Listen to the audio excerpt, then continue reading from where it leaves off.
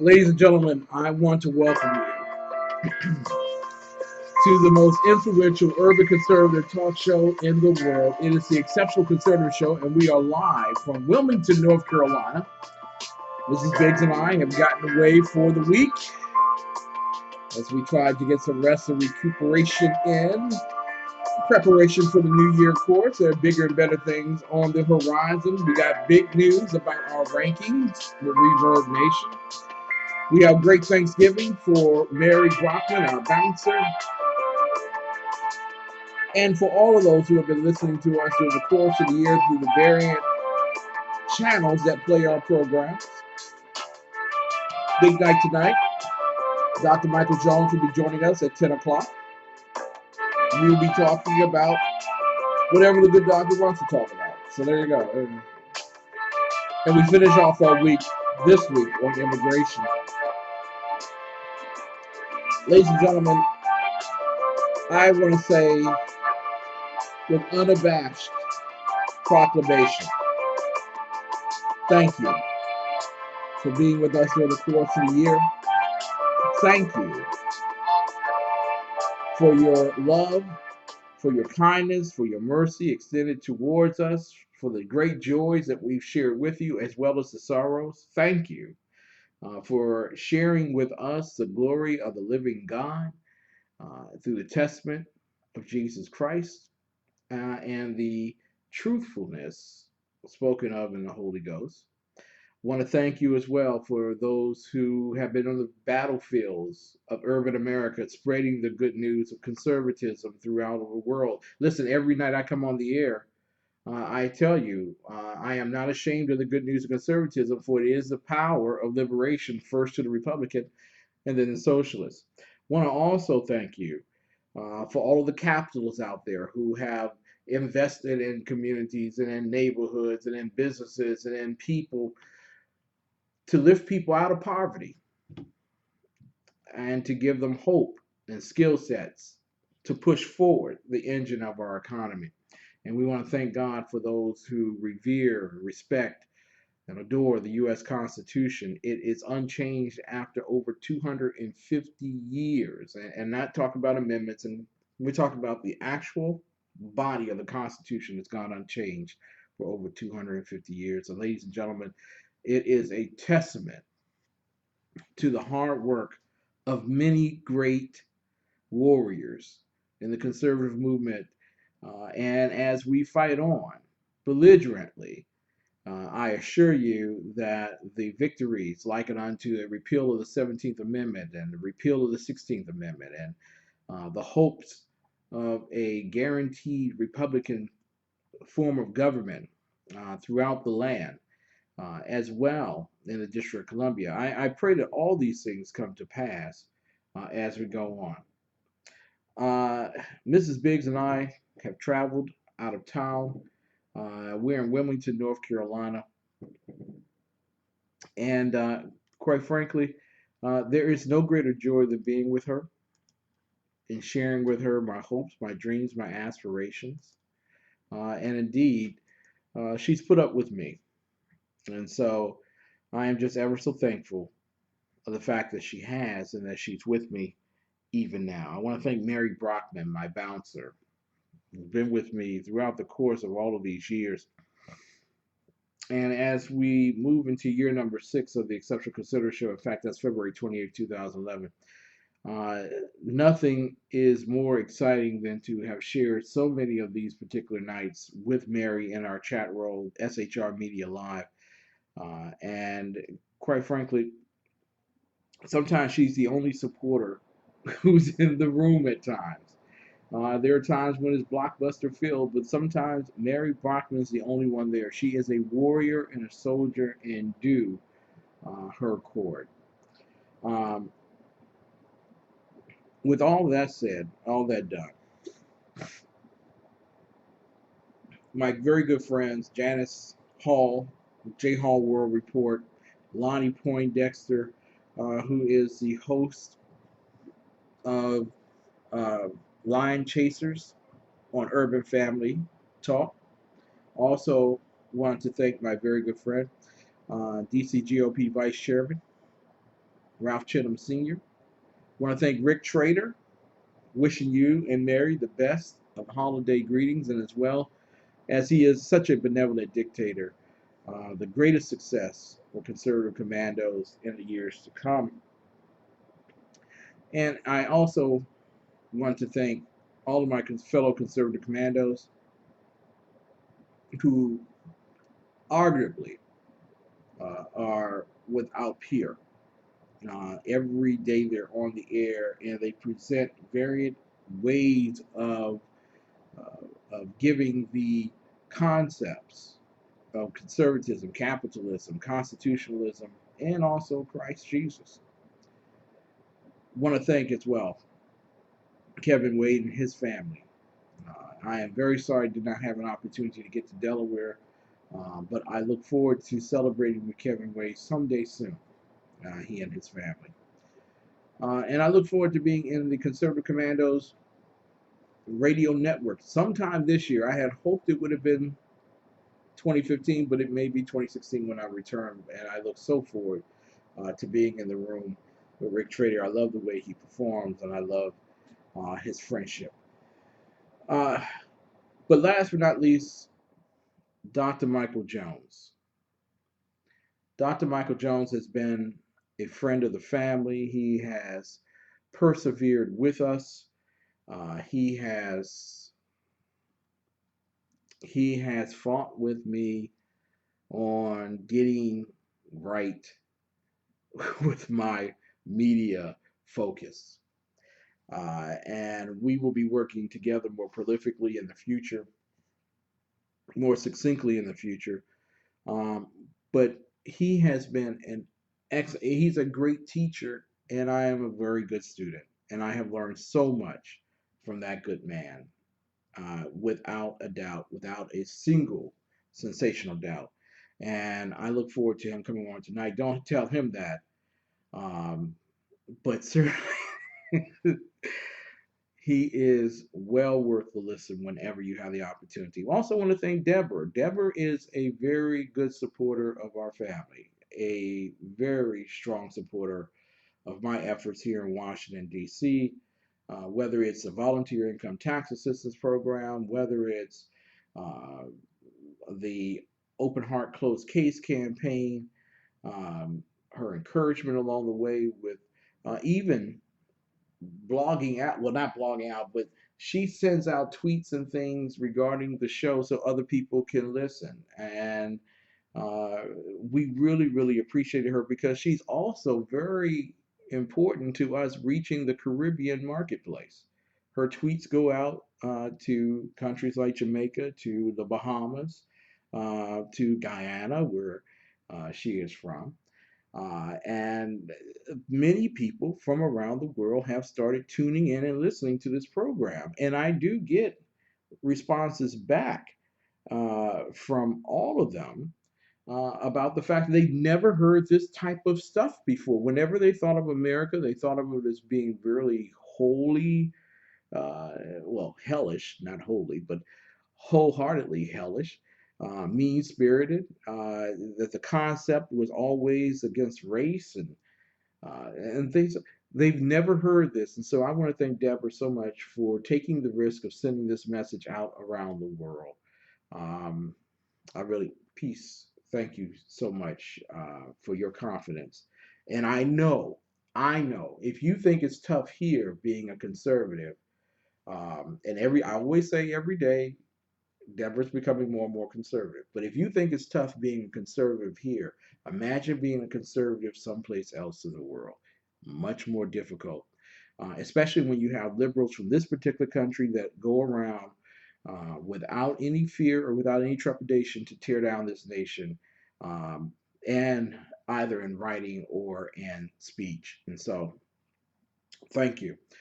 Um, but finally, and then I'll come back and we'll talk about immigration. And we haven't exhausted immigration, but we have exhausted it this week a whole lot more than most people could have possibly understood. You also have walked away knowing right now that there is currently a pathway to citizenship in this nation. There is currently a pathway to citizenship. You may not like it, you may not appreciate it, but gosh darn it, there is a pathway for citizenship. For politicians to come to you and lie to you on both sides of the aisle, Republican and Democrat, that there is no pathway to citizenship is unacceptable, and they need to be voted out of office. And they shouldn't be president of the United States either. Just saying. But I want to do this very quickly, and I want to pivot to my Facebook page if I possibly can do that in short order. Um, God's been very good to me. I know a lot of people say, well, Ken, he took your daughter. And my response back is, she was on loan to me. He had every right to take her. He has every right to take me and every right to take you. We are on loan from God to this world to do his will and to give him glory. And you say, well, Ken, I mean, you're in urban America. Yeah, it's really tough. God always puts us in a place not to show forth our weaknesses, but to show forth his strength. I am prepared for whatever battle comes my way. I am content in well doing and in misdeed. I am content in wealth as I am in poverty. I am content because I know my Lord has me and those that have him. He will not leave us comfortless. He will not leave us without a comfort and a direction and a guide to all truth. Jesus Christ has been a better friend to me than I have ever been to anyone else. He is more loving and more trusting.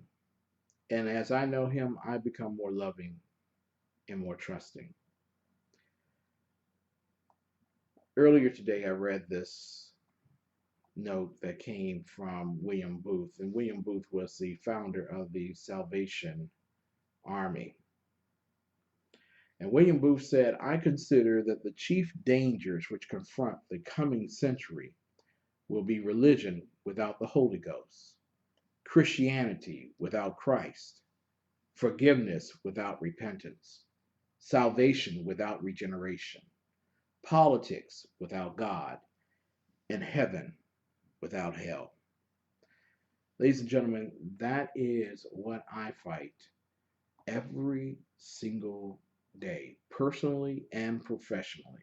As the host of the Exceptional Conservative Show, my job is to not only be a witness of his glory, but it also is to convict, coerce, and convince others to share his comfort, to know his joy, to receive his forgiveness, and to turn to his will and his way. The greatest joy I've had in doing this show is knowing that Jesus is with me always, even to the end. Without a shadow of a doubt, I want to leave you with this, and we will be back right after these comments. Or at least, we'll be right back with more of the best in urban conservative talk.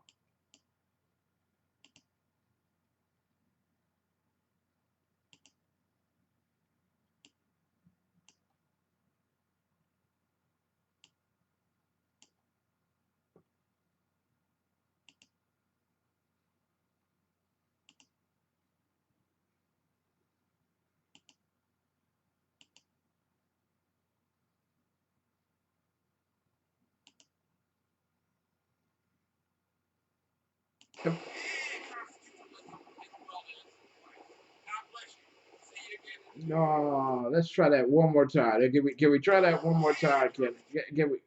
Gee, I tell you, this is why. Hopefully, in the new year, I'll be given by God someone who would like to work with me as the producer for my show. Really, it's hard to do all of this stuff at the same time. But here we go.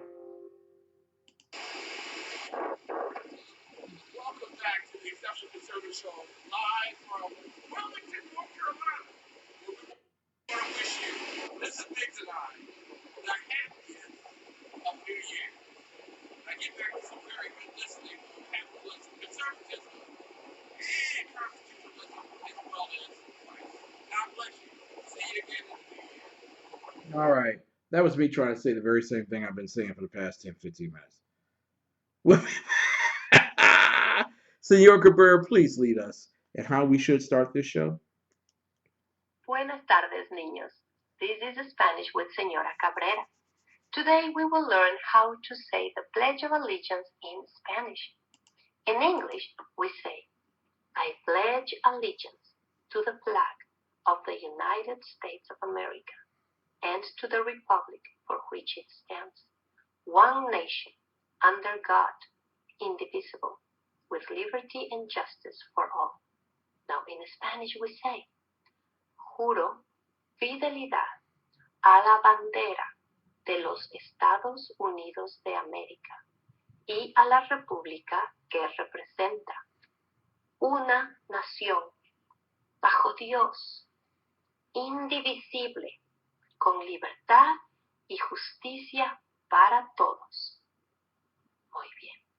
Practice your Pledge of Allegiance, and the more you practice, the faster you will memorize it. I'll see you later. Thank you, Senor. We really appreciate you. Thank you.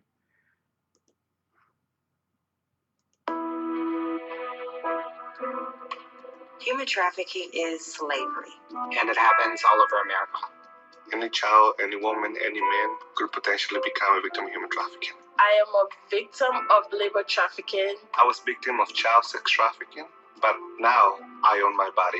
Human trafficking is any kind of forced labor. It can happen to anybody. I am a mother. I am an author. I am a son. I'm an advocate. I am an educator. I'm a sister. I am a brother. I'm so much more than what happened to me. I am strong. I am brave. I am outspoken. I am compassionate. I am a survivor. I'm a survivor. I am a survivor. I am a survivor. I am a survivor. I am a survivor of human trafficking.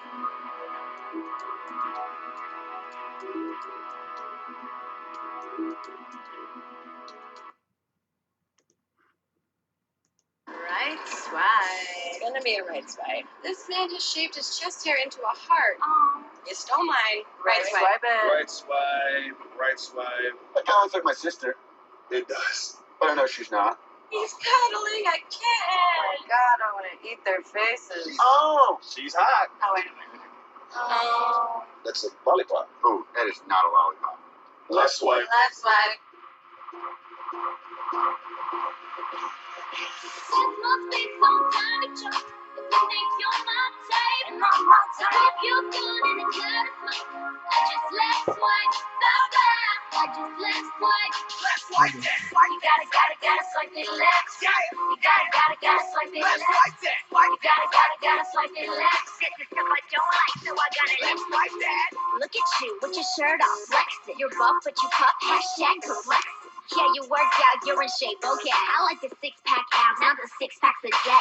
Came across a photo of this green-eyed hottie. Whole nine, pretty face, tight waist, nice body. I just couldn't overlook one small fact. She smokes like an old man at a racetrack. This must be some kind of joke.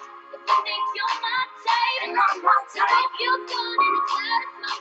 I just left swipe, I just left swipe. Left swipe that. You gotta swipe it left. Yeah. You gotta swipe it Left left. swipe that. You gotta swipe it left. Get the stuff I don't like, so I gotta Left swipe that. Mr. Road Traveler, your trips look expensive. Sitting on a mountaintop looking all offensive. I was about to ask, how's the air up there? But based on this pic, I guess you don't really care. Lots of chicks in the pic, not sure which one's you. Them cigarettes are taking y'all from tens to twos. And one thing's true about your whole crew, none of you cigarella's gonna be my boo. Smoking with a tiger? Left swipe that. While you're on a hang glider? Left swipe that. Smoking while acting healthy. Left swipe that. Smoking all stealthy? Left swipe that. Smoking with a duck face. Left swipe that. At a monster truck race? Left swipe that. Smoking at the prom. Left swipe that. Even at a photo bomb? He don't care. Left swipe that. You gotta swipe it left. Yeah. You gotta swipe it left. Why you gotta swipe it left? It's the stuff I don't like, so I gotta let's swipe that. You gotta swipe it left. Hashtag. I'll never remember you.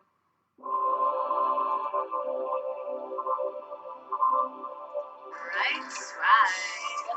It's gonna be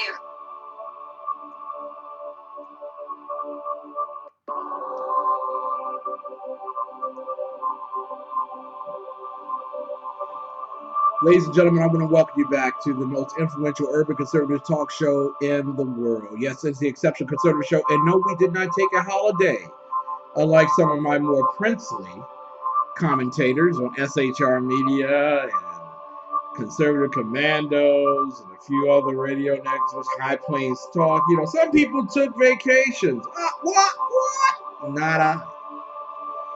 Yes, and I will be hassled by this group of people when they come back and they hear this show. But it was a great opportunity to spend some time away with my wife and to also have her blessing to do this show.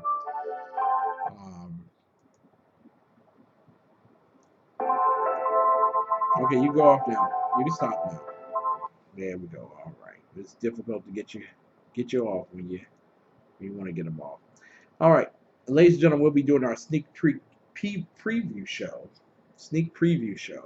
of New Day Black and Right at 10 p.m. Eastern Time tonight. As this is the last show for 2015, on the last day in 2015, at midnight tonight, we will be celebrating the new year. 2016 arrives.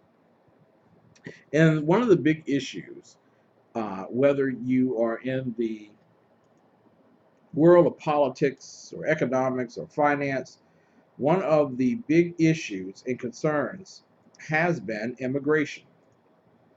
I thought this would be the greatest period of time where we could delve into the fineries of the themes of immigration and find out exactly what we're talking about in terms of truth and what the rest are talking about in terms of falsity. And or falsification, however way you wish, a lie. One of the greatest pontifications by those on the left and the right is that in the United States of America, there is no real way, no real pathway to citizenship.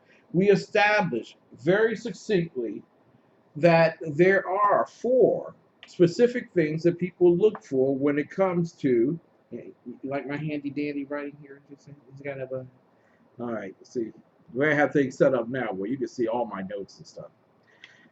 But number one, that you have to be able to speak English.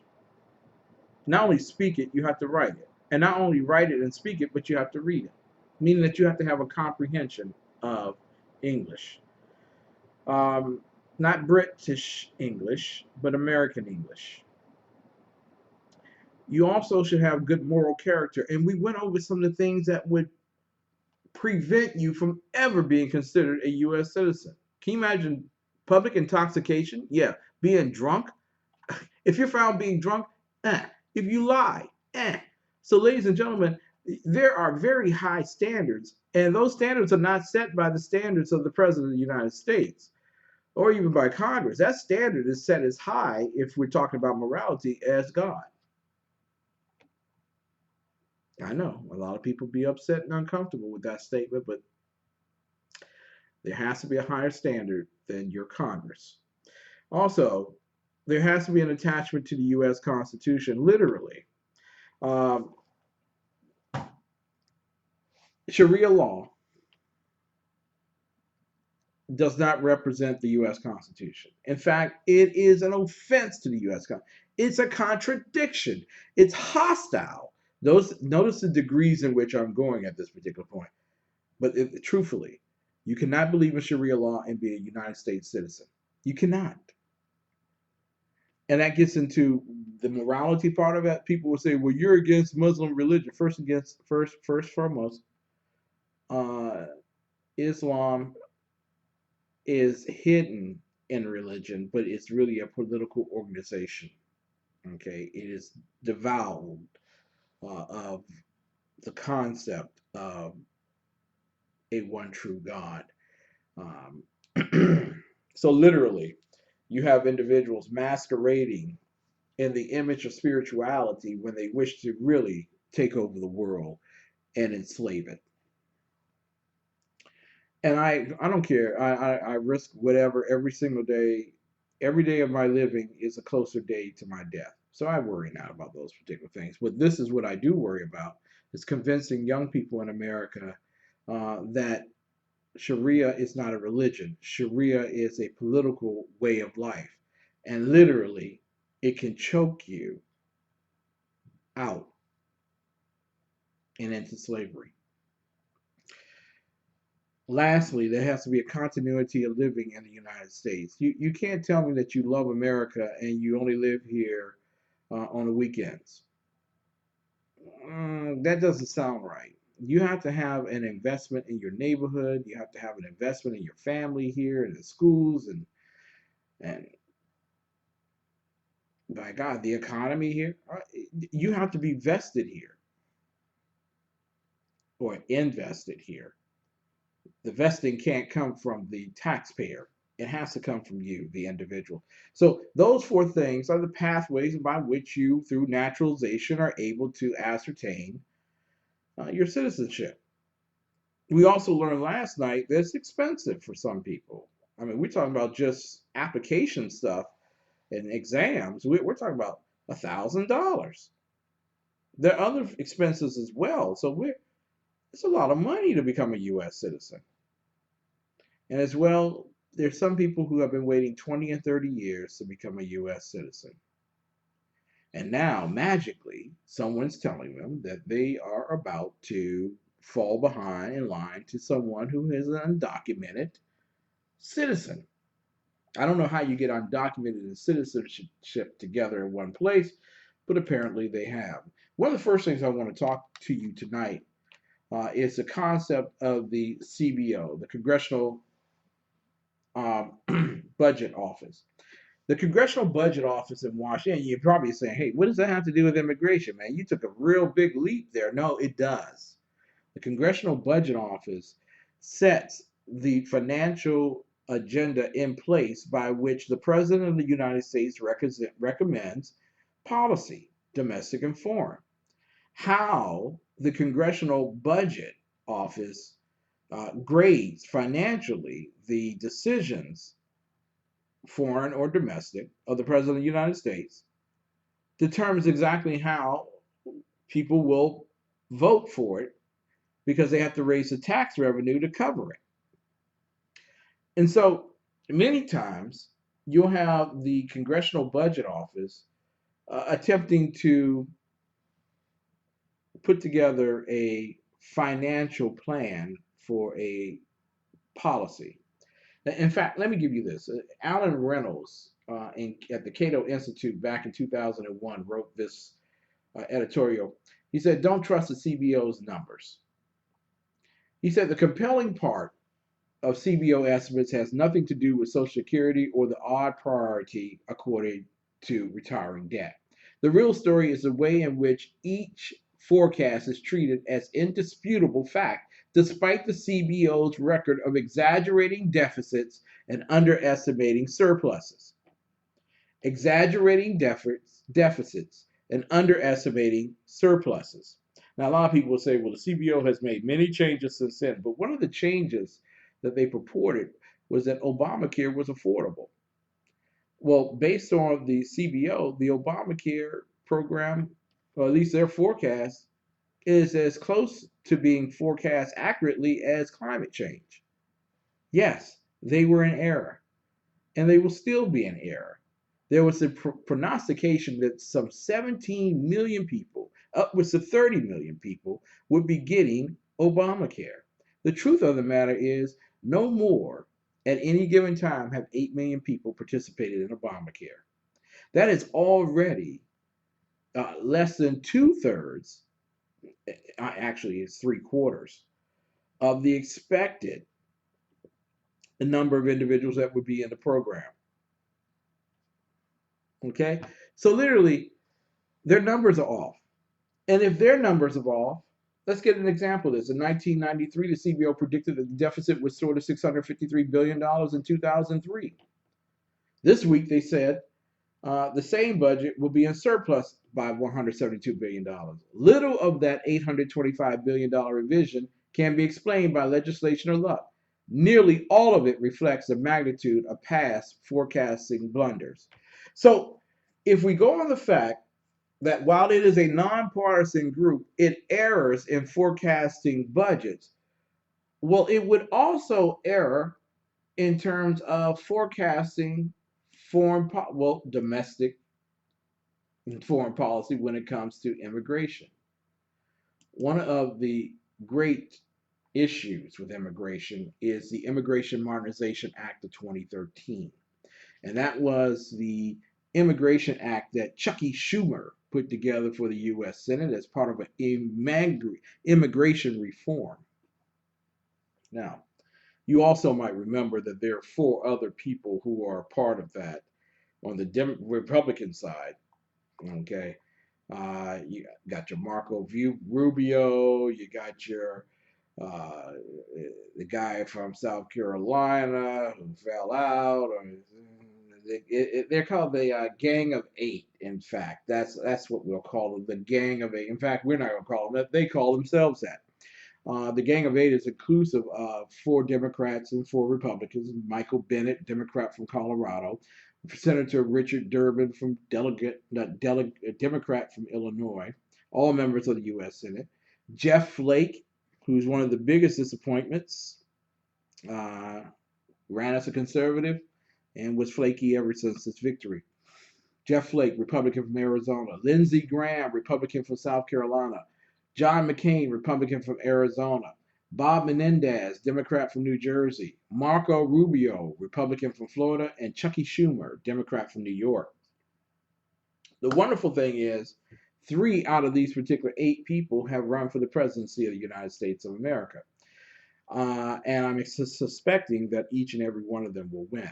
Well, that Gang of 8 made a proposition on the Modernization Act of Immigration 2013, and their proposition was this: that they would save the U.S. money.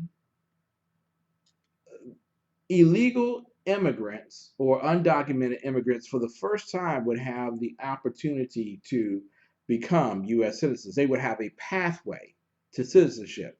Now, we all understand, as I've established this week, that there already is a pathway to citizenship, and illegals don't qualify for it. I think I did that well enough. If I didn't, we'll do another week. That's not. But the bottom line is illegals have no access to citizenship. So when individuals say that there is no pathway to citizenship, that is be less than disingenuous here. There is a pathway, but it does not include illegals. So they go on to say, thanks to the Congressional Budget Office, that the U.S. fiscal deficit as a result of the reform bill would fall by $197 billion over the next 10 years and by $700 billion by 2033. They also report, and I want you to pay attention to this because Rubio and all the rest of them happen to be in states with large numbers of elder populations that want to protect Social Security. Although, for younger generations, it would be very wise to eradicate Social Security and allow individuals to do their own private investments, supporting their own retirements, and make it all tax-free. That's just my recommendation. But nonetheless, the Social Security Administration says, based on this particular proposal by the Gang of Eight, gang violence is a deadly sin, we need to get rid of it. The Gang of Eight, that the Social Security Administration says that this bill, if it becomes law, would help add $276 billion in revenue over the next 10 years while costing only $33 billion. There's a problem with those particular numbers. Here's the problem.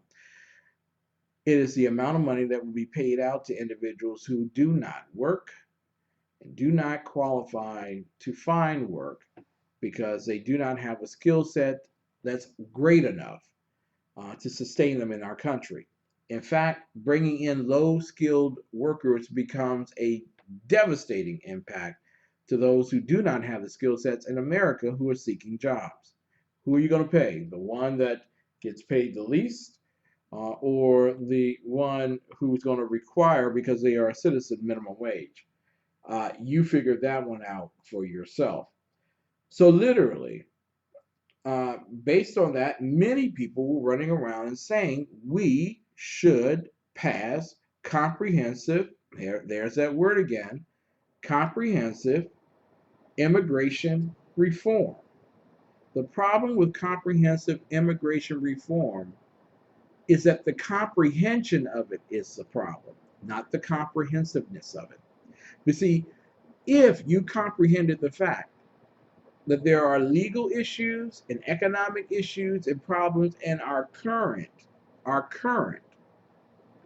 immigration system without adding a pathway for undocumented or illegal aliens, then you would clearly state and understand that once we regiment and get that in order and get our judicial system in order, then by golly, and control those who actually come in, by golly, we will be just fine. But the truth of the matter is, okay, the truth of the matter is, they don't want to fix what's broken. They want to take advantage of what's broken. And when we come back, I'm going to show you through the history of the United States how immigration has been dangled forth as a tool for electoral politics, and that this issue has nothing to do with helping some poor 8-year-old from South America who wandered through the deserts of Mexico to get here. It has everything to do with making certain that that 8-year-old votes Democrat for the rest of his life. You're listening to the Exceptional Conservative Show live from Wilmington, North Carolina. We'll be back with more of the best right after these messages.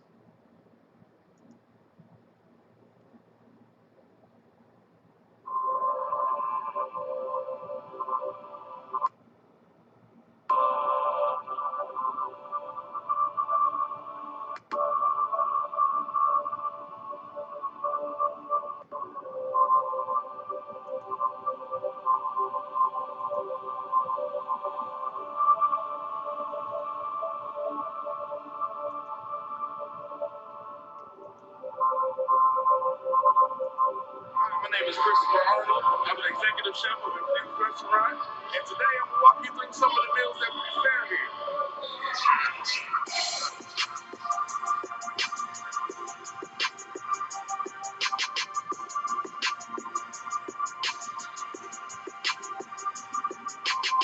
So we're making a pizza. We use fresh Italian sausage. And we cook here and slice it up. Our pizza dough is an in-house made. Our pizza sauce is in-house made. So everything is fresh and green.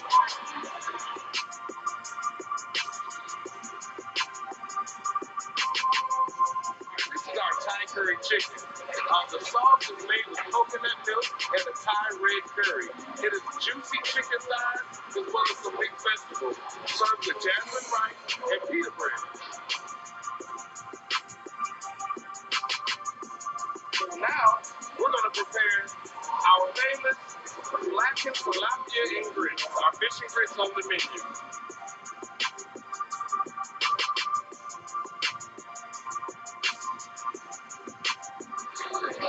Fish and grits, and our meal will be complete.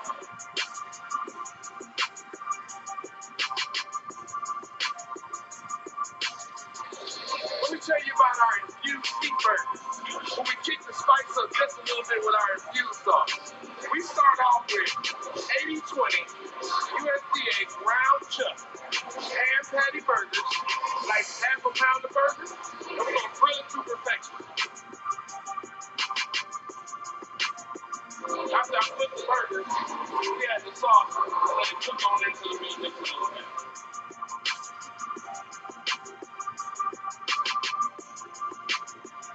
We're going to add a little bit of pepper jack cheese to this burger, spice it up a bit.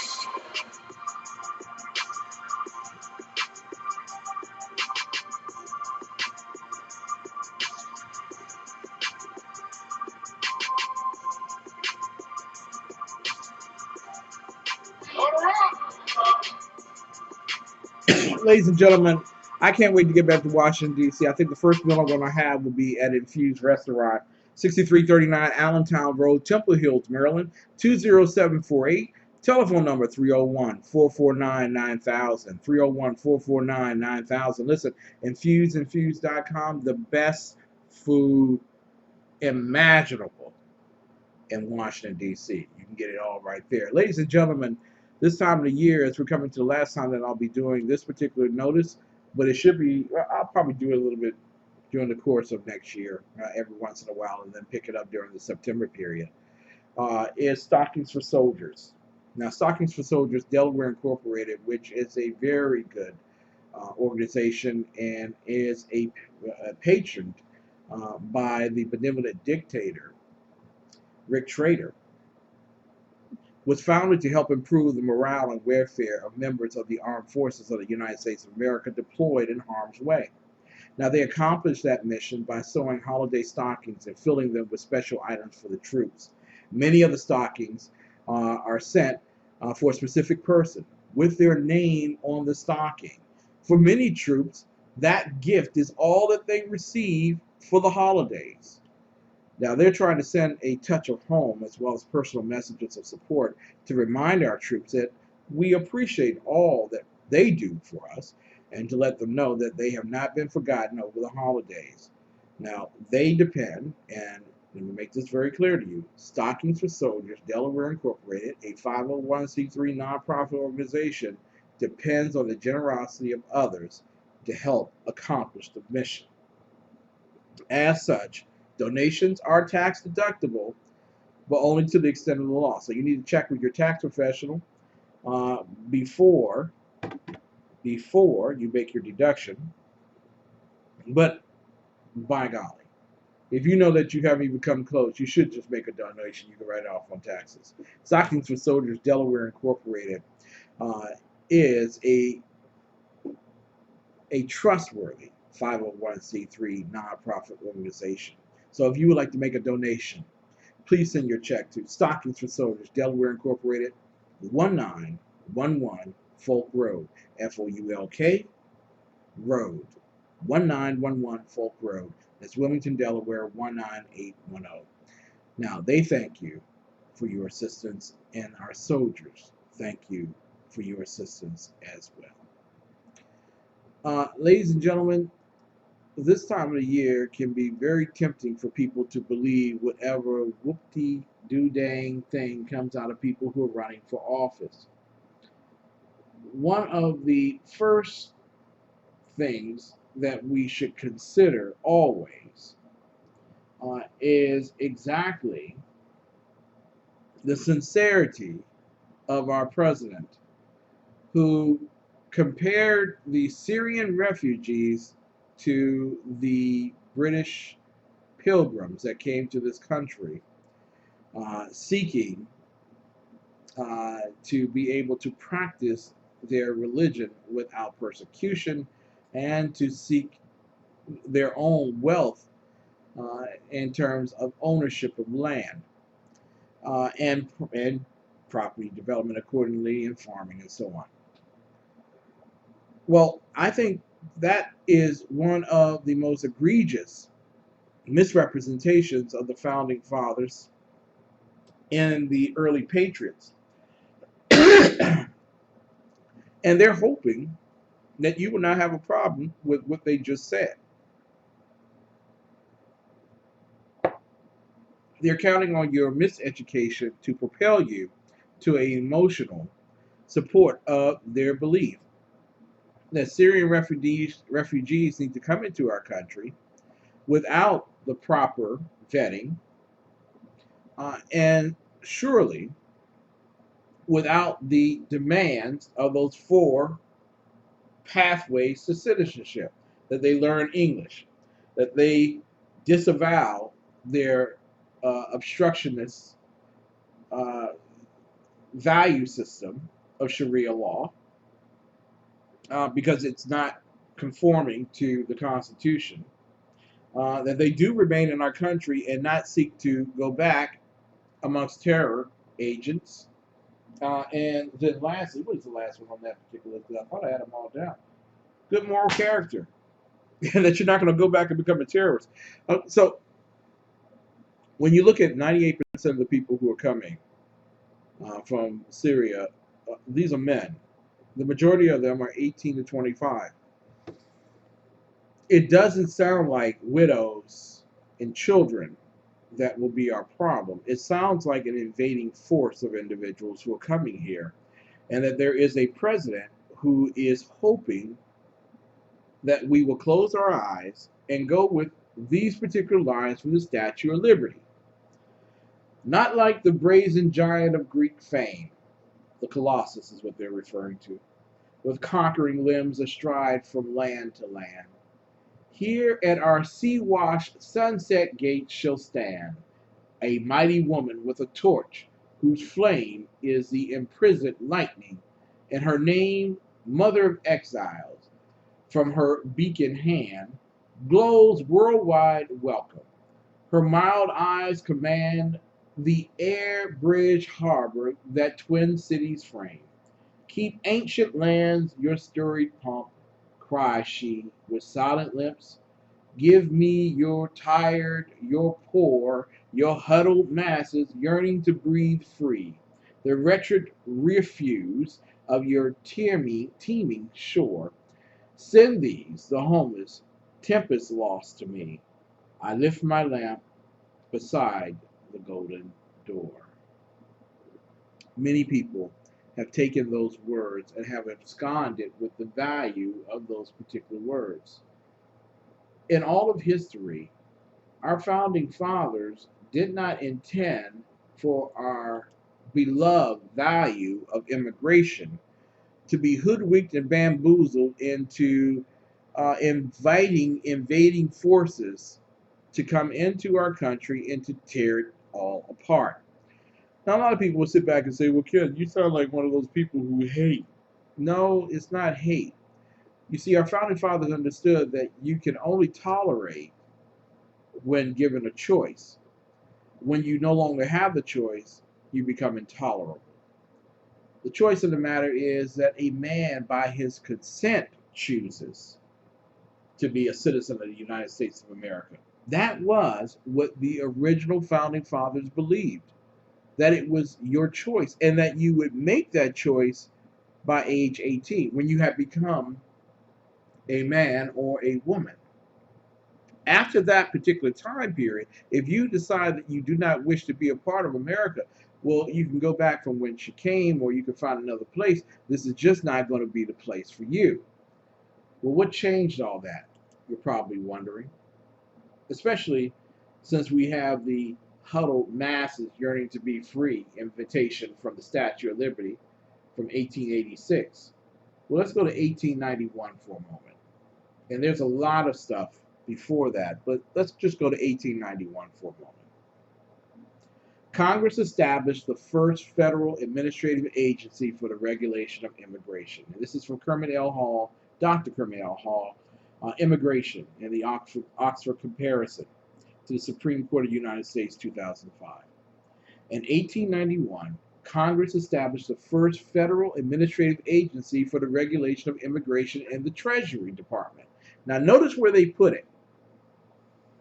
Notice where they put it. Congress, and in 1891, the Senate was a Democrat-held Senate. The Senate was a Republican-held Senate, and the House was a Democrat-held House. 1891's coming right before an election. They placed this in the Treasury Department. Before this time period, you could, by your own choice, become, after the age of 18, a citizen of the United States of America. There was no birthright citizenship. Let me repeat this for all of you following along at home. And I think it's very, very essential to how we should see immigration from this day forth.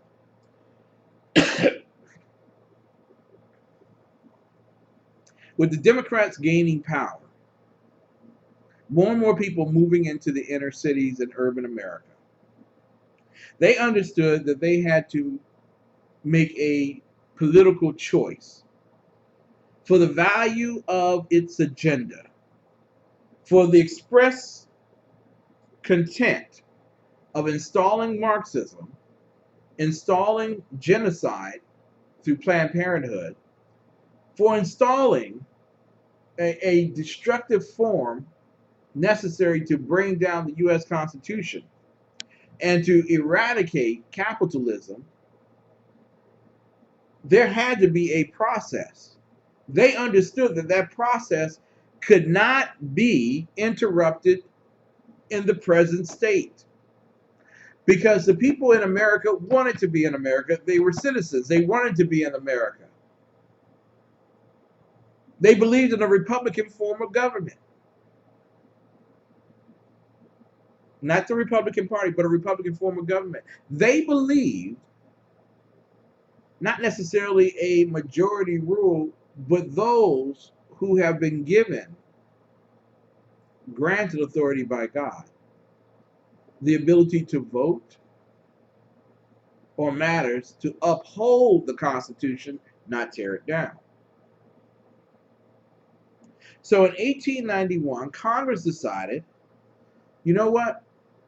Not only can we use immigration to break up the educational system in America, to break up the economic system in America, but we can also break down the governing system in America.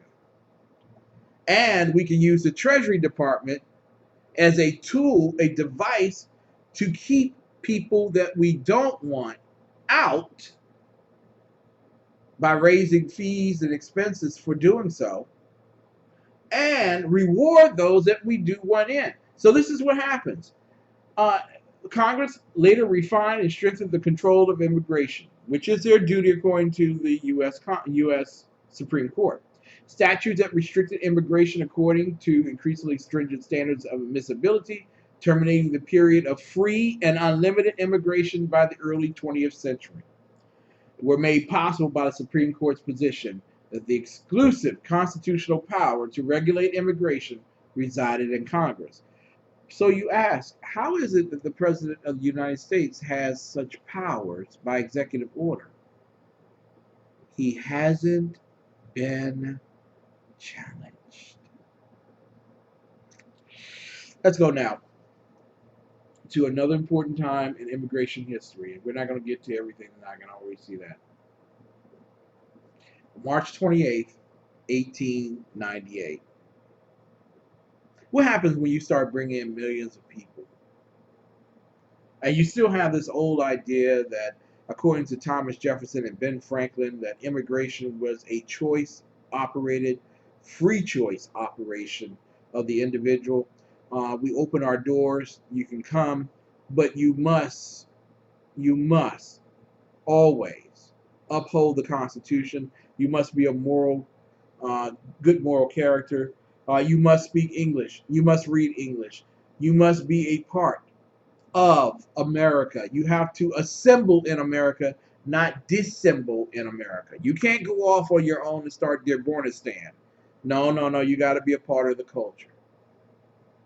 But on March 28, 1898, the Supreme Court confirmed the 14th Amendment gives citizenship to all persons born in the United States. Well, you might be saying, well, Abraham Lincoln came up with that, didn't he? Well, Abraham Lincoln came up with the 14th Amendment because he had emancipated the slaves, which would have been unconstitutional as a power of the presidency by executive order. Couldn't do it.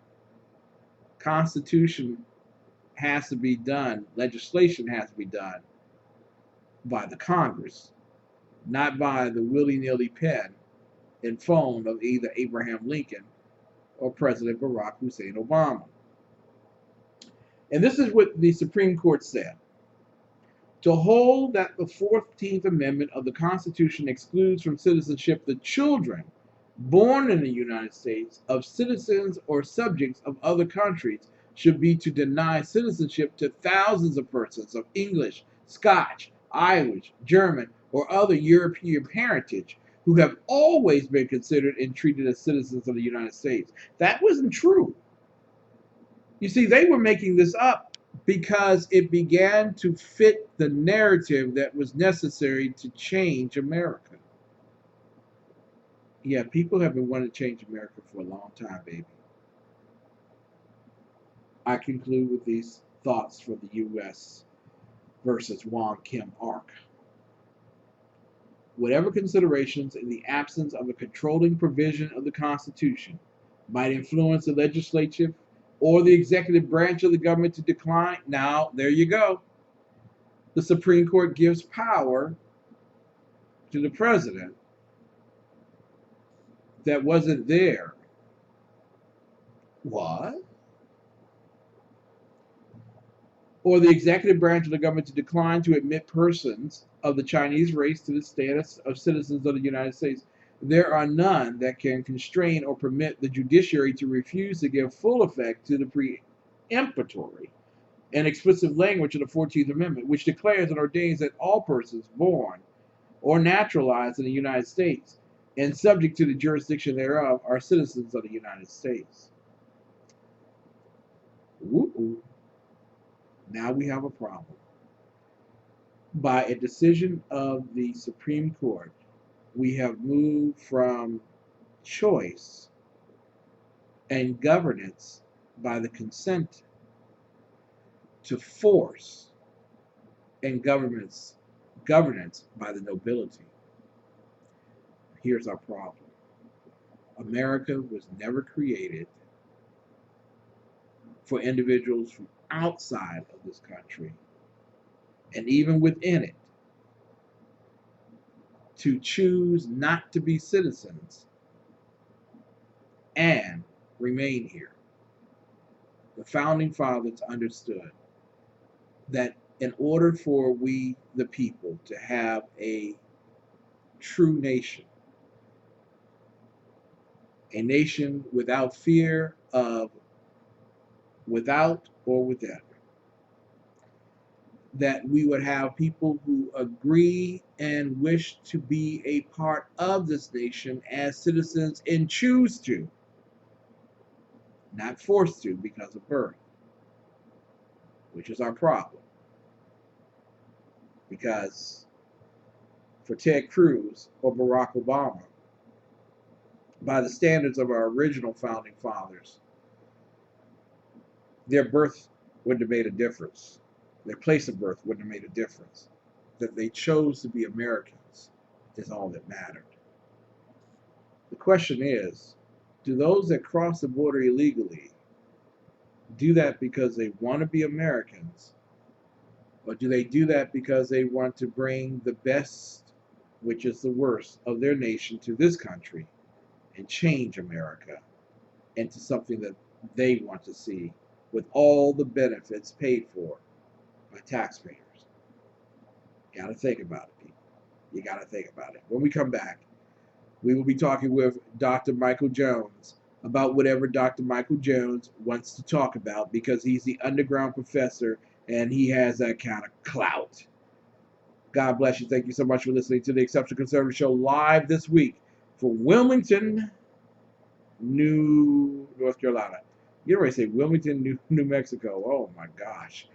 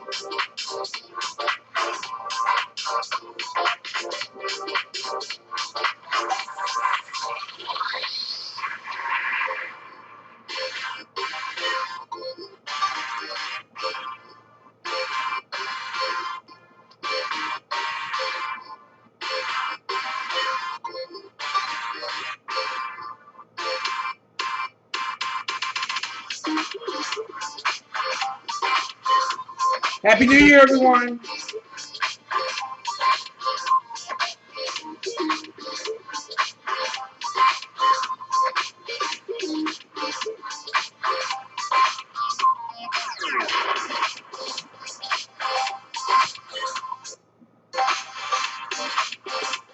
Ladies and gentlemen, I want to welcome you to New Day Black and Red, New Jersey's, Delaware's, and most importantly, the Commonwealth of Pennsylvania's most important show on Saturday afternoons at 5 p.m.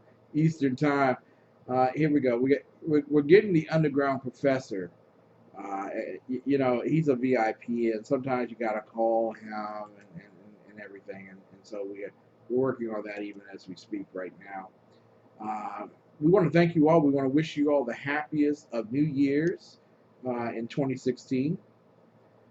And am I talking with the underground professor? I hope that I am. New Day Black and Red is a program that we engineered together. And it is produced by none other than our benevolent and very good friend, Rick Trader, from the Conservative Commandos Radio Network, which is heard all over the world, and especially on WNJC 1360 AM out of the wonderful city of brotherly love, Philadelphia, PA. Okay, thank you very much. We're trying to get the underground professor even as I speak. Fortunately, I am not skilled in the realm of excellence as he is with Periscope and all these other things and calling people, and I don't know. I'm working on getting my own producer. You know what I'm saying? We are calling now the great one himself. Right. We are talking. Hello. We are talking tonight, or this afternoon, however way we wish to say it, on New Day Black and Red, WNJC 1360 AM's top flight show that gives a biblical and constitutional viewpoint on today's current events. None other than the great one himself, the most benevolent man and gracious Santa, the lovable and affable professor, the underground professor, Dr. Michael Jones. Good evening, sir. Good afternoon. It's a pleasure talking with you. Well, I know that's right. It's absolutely right. Are your knees recovering, sir? Let me tell you what, this has been a something couple of weeks. This last week has been terrible. Wow. But I'm recovered. Wow.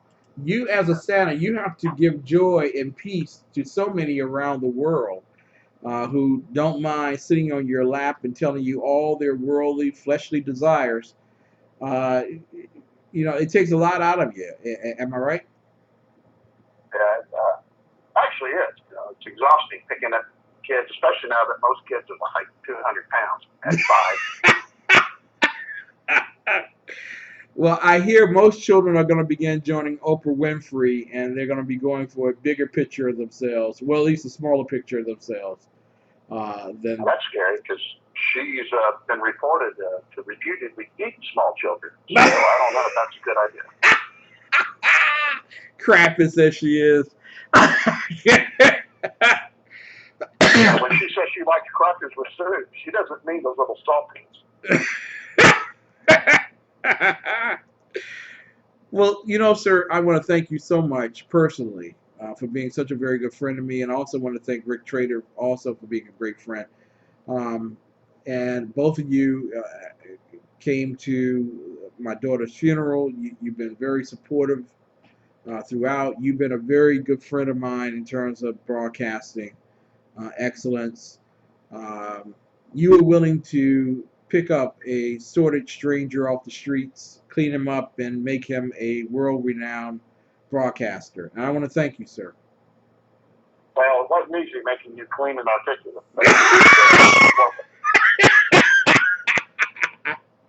I be reading at least one book a month now. I got to tell you something serious, Ken. Yeah. I was supposed to do a radio show.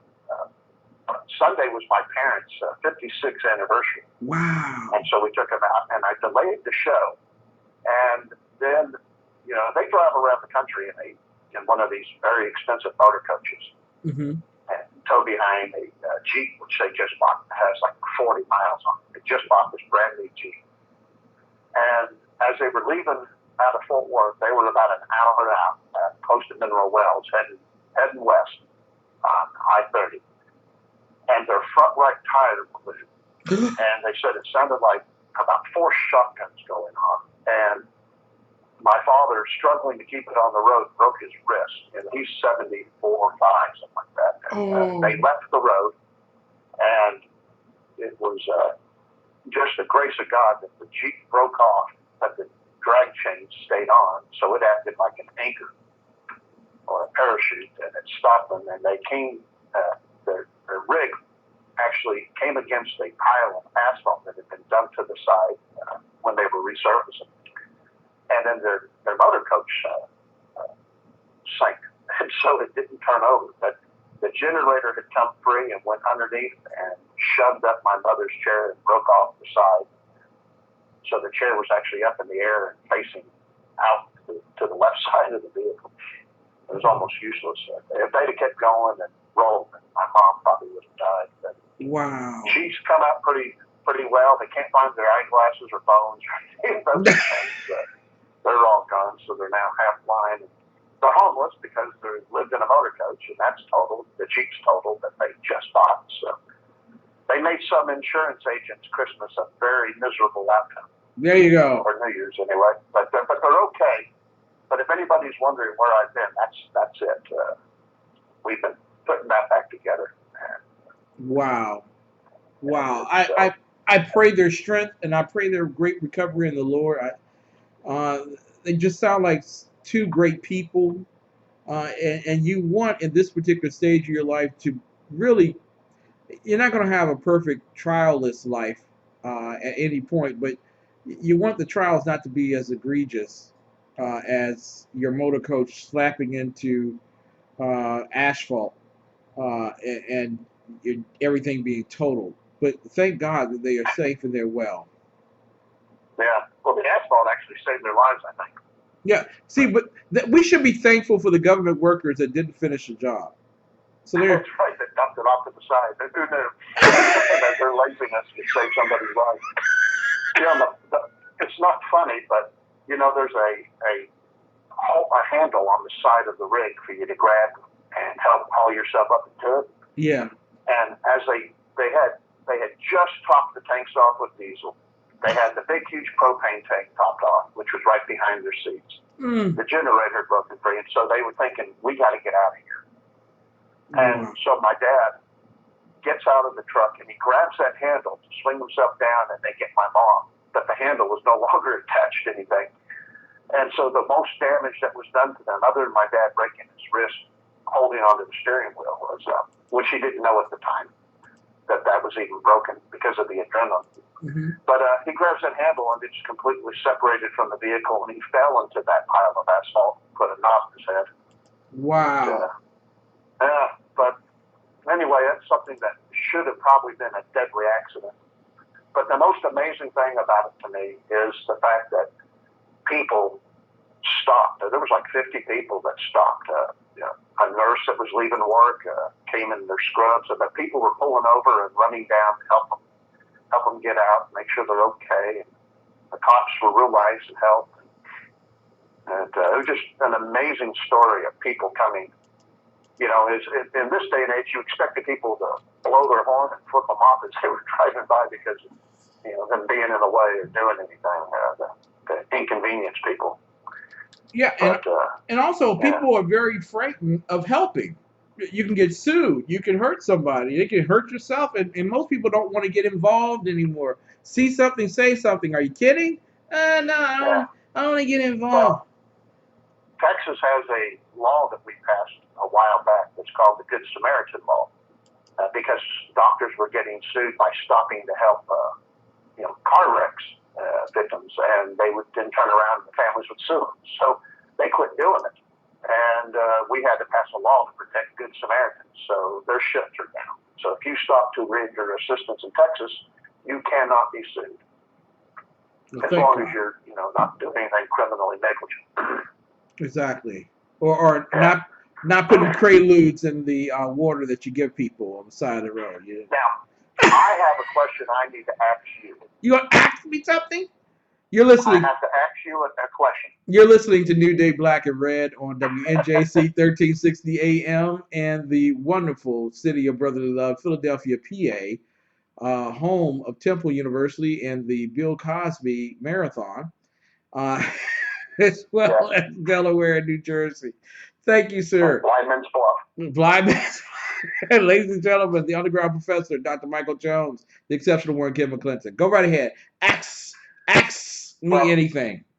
Well, now I have two questions. One is, this isn't the question I need to ask you, but isn't it funny how Bill Cosby is so hated in America, but Bill Clinton and Hillary Clinton are so loved? I asked you, what difference is there between them?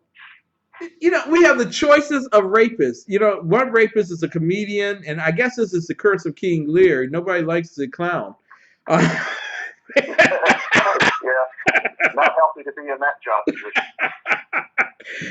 But apparently, if you're a comedian who's told people that you don't curse on stage and that you don't believe in vile humor and that you believe in a father being in the home in Black America and people pulling their pants up, if you are a scoundrel, you need to be put behind bars. But apparently, if you oink off 4 or 5 women and use your power and authority to force them into resisting suing you, or I don't think he's ever been sued civilly for those things, but certainly not going with the criminal action against them. You can keep your honorary degrees. You can get paid billions of dollars for speaking. I mean, somehow, and this is when and I'll say this because I think I have the melanin requirement to do so. I don't know why Black people are so hateful towards one rapist and loves the other rapist more. The whole idea is that we actually caught this guy doing it in the Oval Office. Bill Cosby is been allegations. I mean, come on. There's a lot of allegations against Bill that, both Bills, and they're both named Bill too, so you can pick your own Bill. Yeah. But, don't forget the sex island of the known child molester that Bill Clinton flew out to and spent a weekend with, and now the tabloids have that 17-year-old who was 16 at the time with Bill Clinton confessing that she's had sex with him. But, I think you can put this down as people know which side their welfare checks are buttered, and Bill Clinton is buttered. That clown will never give you a welfare stamp. I tell you that. That's right.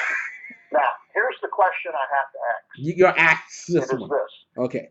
You live in Washington, D.C. Is that a fair statement? That is a fair statement. You move on to the next round. To you, but it's not my fault. Now, has Congress been in session every single day of this holiday season? You know what? I believe that there's a contingency in the House that remains.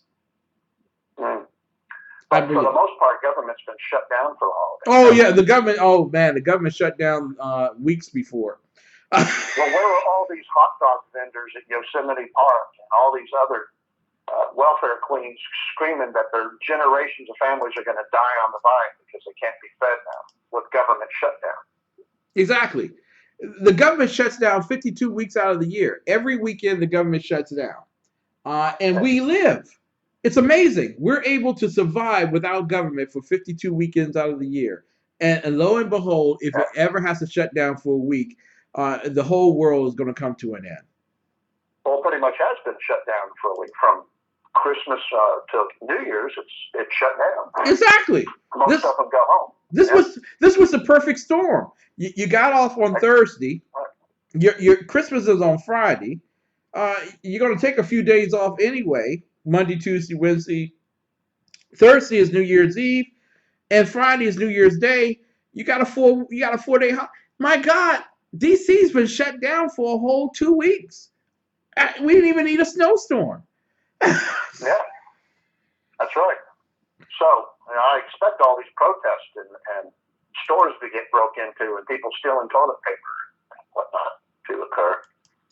Exactly. But not going to happen, I guess. Not going to happen. Not going to be, and I want to go back to the Hillary Clinton thing.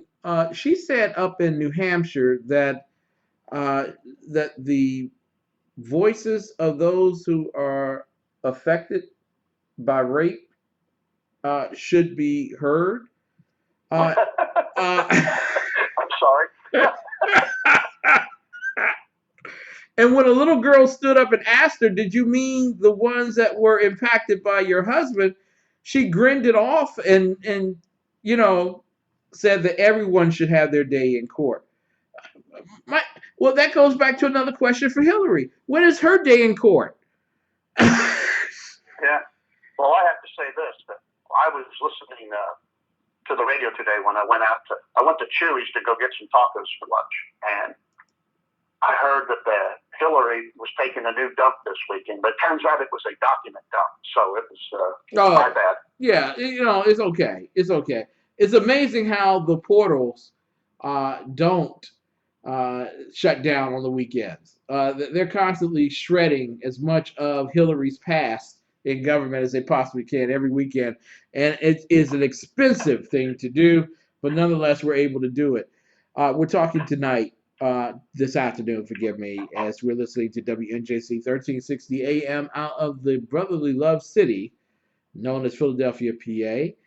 In the Commonwealth of Pennsylvania, that is, and Delaware and New Jersey, all those great listeners, and as well around the world on Conservative Commandos Radio Network, SHR Media, Rebooting Liberty, and so many others. So we thank you so much for tuning in and listening to us give a biblical as well as a constitutional point of view on current events of the day. This week, I have been talking on my program, since I did not take a week off from my program, unlike other catered to guests, hosts, or whatever. Haters are gonna hate.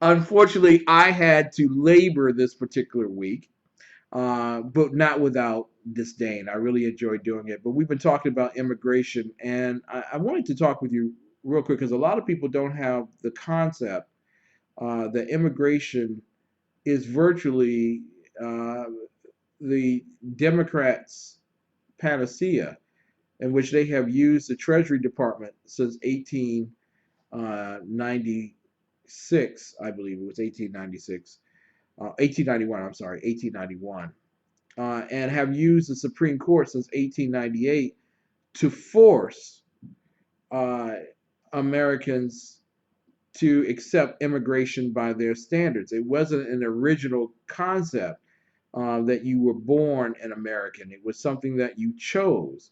And it goes back to the concepts of John Locke and others of that particular day, who stated that it was the desire of the individual to choose his government rather than for him to be born as a nobleman or a peon in a system of a monarchy in which you are the property of the state. And so I want to ask you, sir, have we lost the philosophy that grounded us on immigration, and can it be retrieved? Oh, good God, yes. And yes, it can be. I don't think we're lost yet, but I don't see on the horizon enough people caring and fighting this fight to save our country. But I could be wrong. Mm-hmm. But it can be saved, and we could do it in just a couple of election cycles, enough to where we stop the erosion, and then we slowly fix it. And mind you, that it's been 150 years of erosion, since the Civil War. Yeah. Sadly, since Lincoln, perhaps one of the greatest presidents of history, certainly in the top 5, but still, Mm-hmm. He was a danger to the Constitution, as we know. Mm-hmm.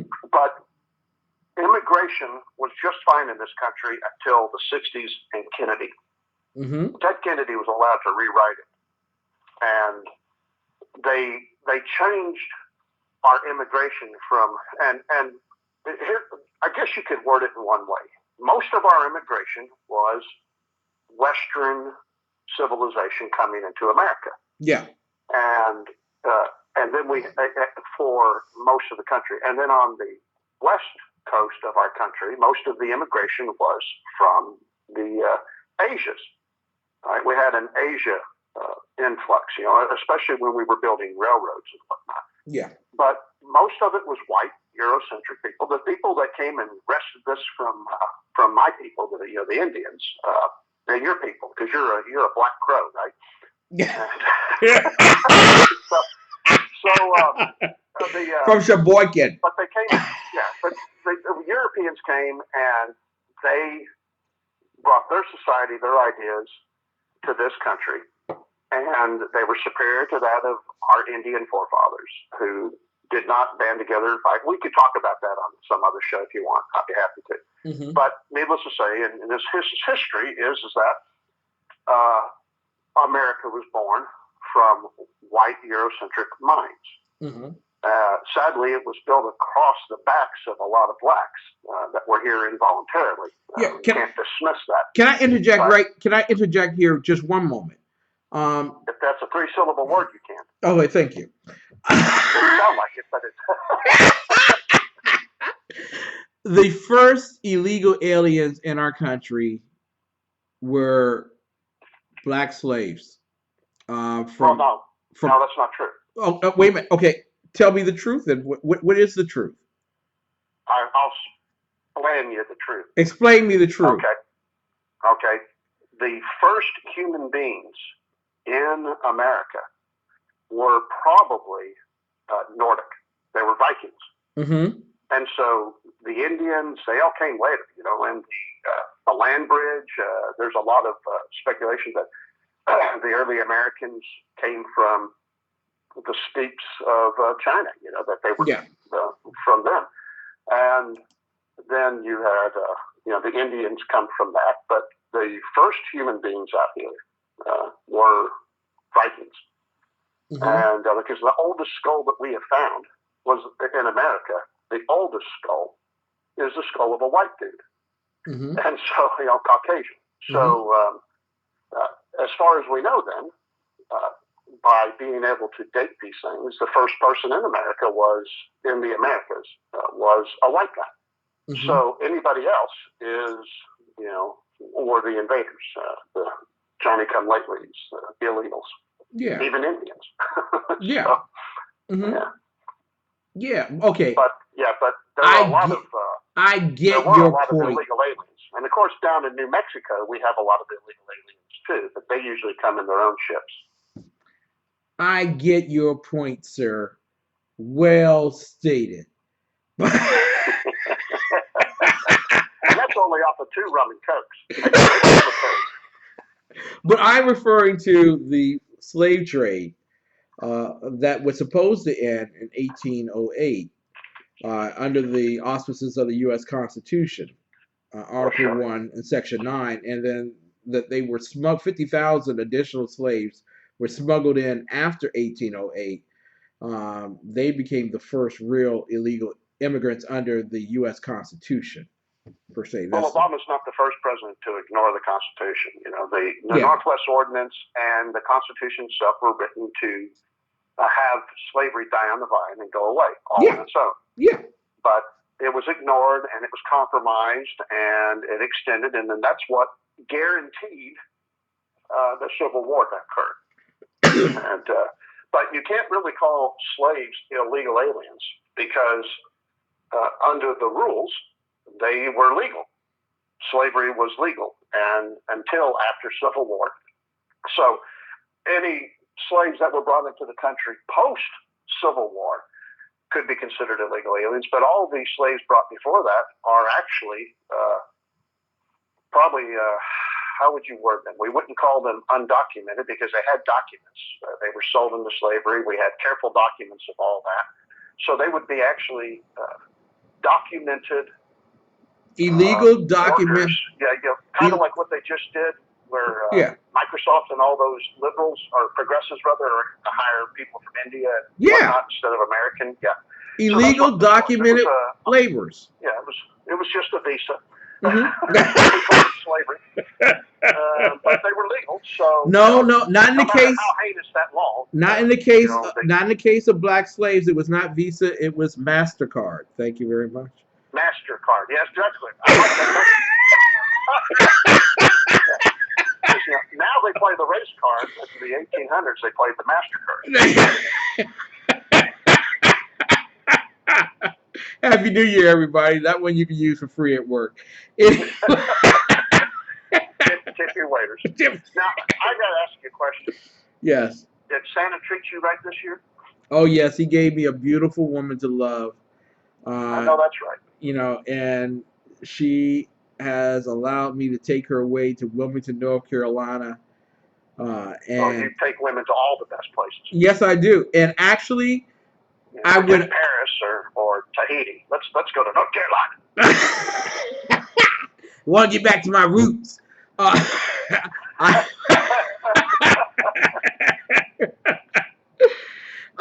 reason I ask is I've got a funny story to tell you about being Santa.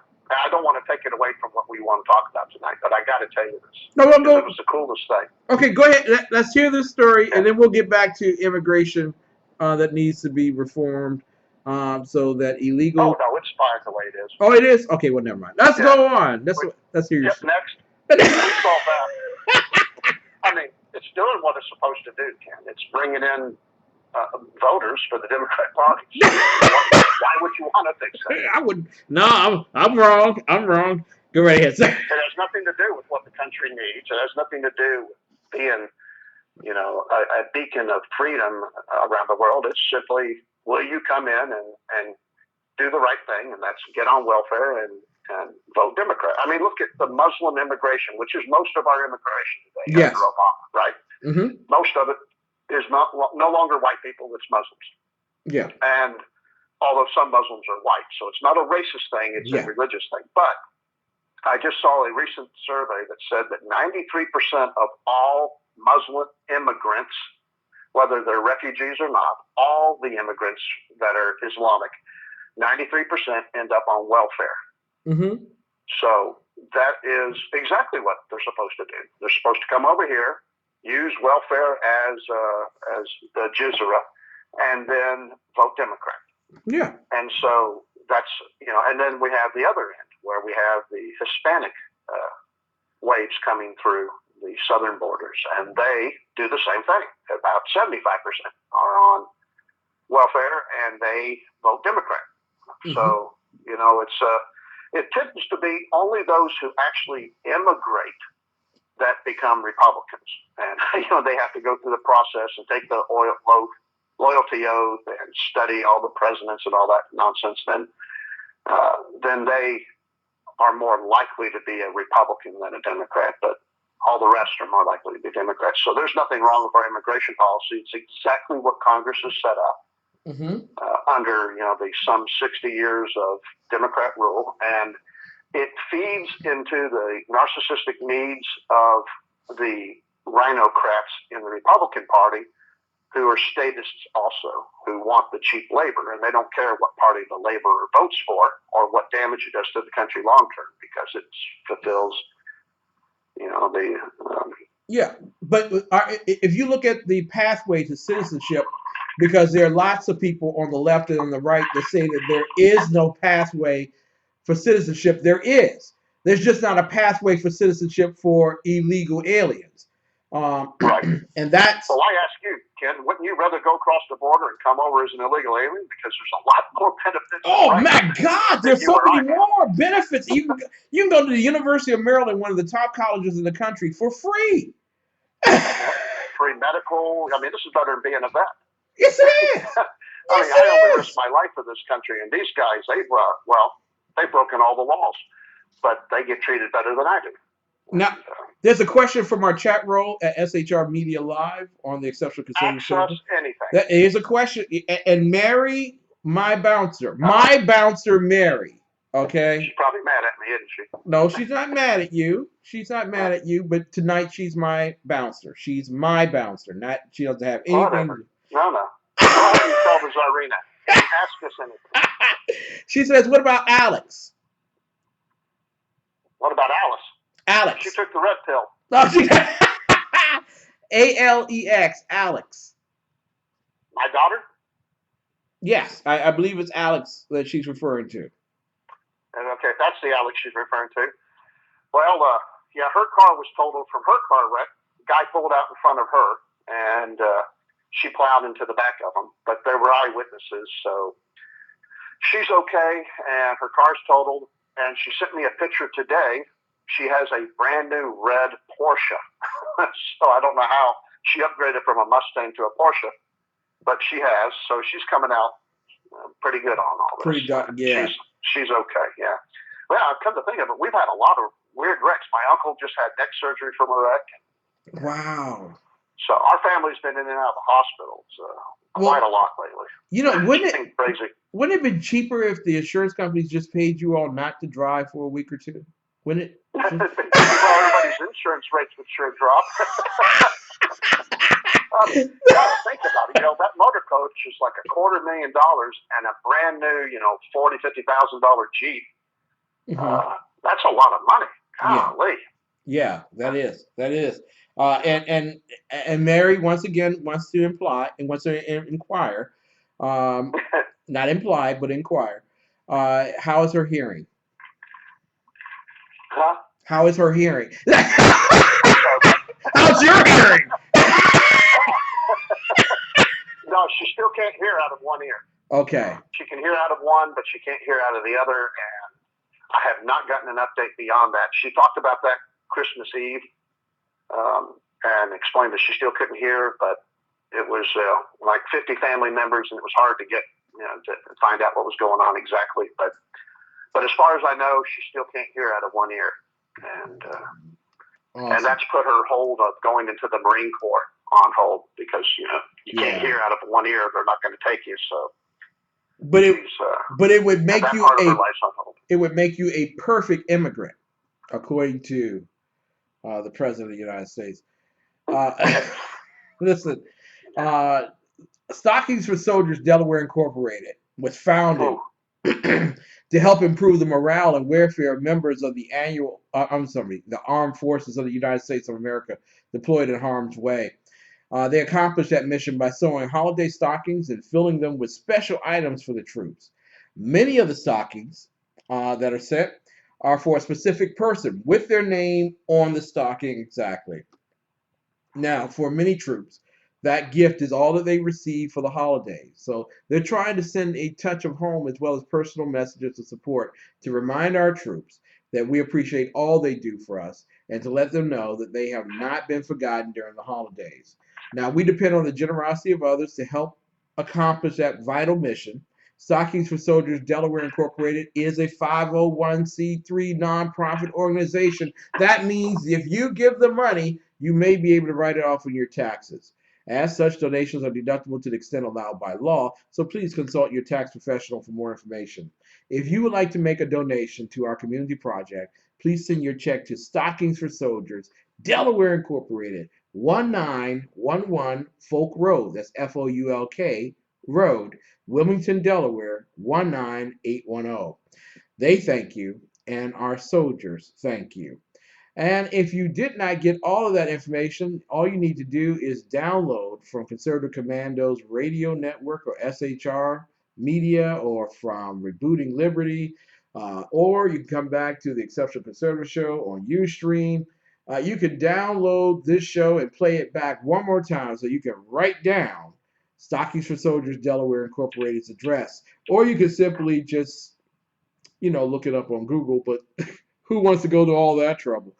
Anyway, thank you so much for listening to New Day Black and Red. I'm your host, the exceptional one, Ken McClinton, and the hostess with the mostest, or the host with the most, sorry, the host with the most is Dr. Michael Jones, the underground professor. Glad to have you with us this afternoon, sir. Are you high?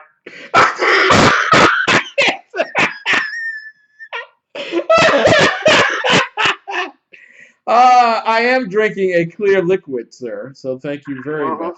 Yeah, das Padanya, Savarich, vodka. New Year's Eve. No one's judging you on New Year's Eve. Listen. So, Christmas Eve, Yep. right, I had a family event, and then I had to get up super early, and the post office asked me if I could help them out for Christmas, so I did. And I got in my Santa suit, and I showed up, and the NBC5 local news had a camera team there. And they followed me for a couple of hours, and then I brought them back, and the CBS news crew, again local, was waiting for me. And I took them out for a couple hours to watch me deliver express mail to people on Christmas Day for the post office in my Santa gear. Mm-hmm. So if you guys want to Google all that for the Fort Worth, Dallas-Fort Worth NBC and CBS affiliates, for Santa delivery on Christmas, then you'll be able to find the news feeds for that and watch it. The 2 hours with each news station, and I think the long segment was 1:29. Wow! They do so much to get so little. It was incredible. Yeah, but I am very thankful for the work that you've done, not only with the kids, but also from your work with the Postal Service and making certain that stuff got to where it needed to be on time. And it wasn't dropped off in the middle of the street or kicked up onto the steps of someone's house. You know what I'm saying? Yeah, I got most of it right. But Miss Agnes, the 73-year-old lady who received that special Christmas gift from the adult toy factory, they are quite concerned that maybe you missed the her major complaint was the batteries weren't included.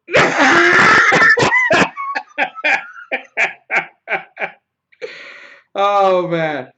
But speaking.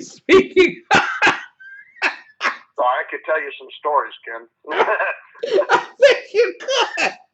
Oh, ladies and gentlemen, we are really enjoying the fact that we have reached nearly the end of the year. We are just moments away from that happening, and we're very excited about that. But I want to bring to your attention, Professor, a story that came out in the Washington Post today, and they put it out very late so that only geeks would actually read it and get it. And it's regarding the recent election of Matt Bevin to the governorship in Kentucky. And literally, this is their warning to Democrats for 2016. And I think it should be a just warning for rhinos as well. But they say the Democrats are now in real danger of becoming extinct in the South. That virtually there are very few southern states that have a Democrat lead, if any, after Kentucky wins on vacancies in the coming spring for special elections. Oh yeah. There will virtually. Well, you see what they're saying, Ken. Like what they're doing in Virginia with the reciprocated gun laws for concealed carry laws. Yeah. And they're making Southerners mad because they're pushing crap that the Southerners aren't wanting. Mm-hmm. And there's only one other place to turn, and that's the Republican Party. And even the rhinos are starting to be afraid because, they should have had their candidate locked in by now. Yes. And yet they're dropping out, and it's Cruz and Trump, for God's sakes. Now, the rest of them are dropping out. sadly, Ben Carson's having some problems. He's reshook his cabinet up too. His staff fired some people and is hiring new ones. But so I don't know what that portends, if that's good or bad. But yeah, the South, we have those values still, biblical values, patriotic values, and the Democrat Party just has no home for that anymore. They're Exactly. anti-God, pro-Islam, pro-terrorist, and pro taking all your money. And when you don't have any left to give, you tend to look for other answers. Exactly. And I just want to give this quote. This is from a gentleman who is a leader of a Southern Republican party. He says, "We used to be more of an outlier. Now we're more normal." And he was referring to those who are post-Civil War Republicans. And he says he thinks that all this should be a wake-up call for the Democrat Party, which has struggled to bridge the urban-rural divide in heavily rural states like Kentucky, and hasn't really found a way to reach across the cultural divides that separate former Southern Democrats with today's Northern ones.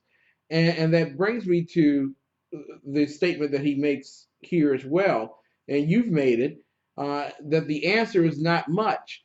On God, guns, and gays, poor, white evangelical conservatives would say the Democrat Party walked away from them and not the other way around.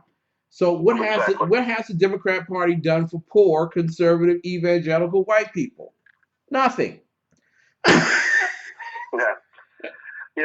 The only reason the Democrat Party has a toehold is that they have, well, you and I talked about this a million times, that they have a lock on the black vote in America.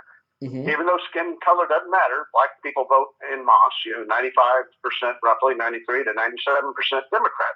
And because of that, the Democrats remain viable in the South because that's where the largest congregation of black people are. Yeah. But if it wasn't for that, if the black people would wake up and realize that they're actually probably worse off now than they were under slavery, under the Democrats, which is both, what they are under today and what they were under in slavery are both under the Democrat Party. Yeah. If they understood that the last 60 years, none of them have improved their lives because of welfare or because of social programs or because of equal opportunity or affirmative action, that, they've been wasting their votes, then the Democrat Party would dissolve. It would become something textbooks refer to and nothing to be serious about. But when you still can vote for a party, 95 percentile range of people voting for a party that is a pro-Islamic terrorist party and anti-America, anti-constitutional, anti-freedom, anti-liberty, then, what does that say about you? Yeah. When you do that. Exactly. You are what you vote for.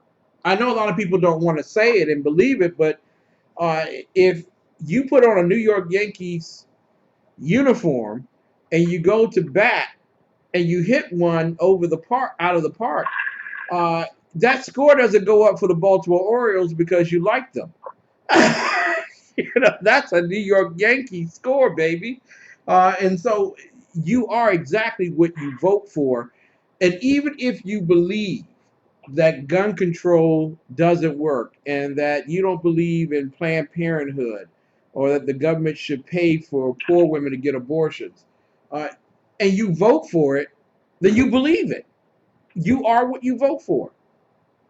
Exactly. Now, and you're causing your own problems.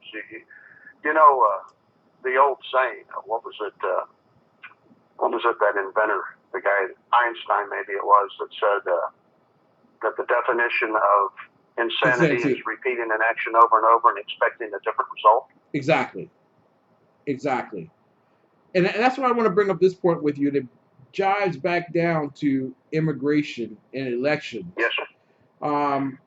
In New York City, pre-Ellis Island, it was the New York machine that first realized that you could get immigrants to come into your country and vote a certain way if you did things for them out of your Now, let's be treasury. clear. That's the New York Republican machine. Yeah, Yeah, yeah.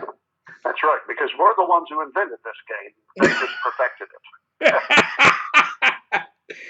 it. And many people cry foul over the fact that a lot of Irish and a lot of Scots were brought into New York, and they became an economic travesty early on. Although later on they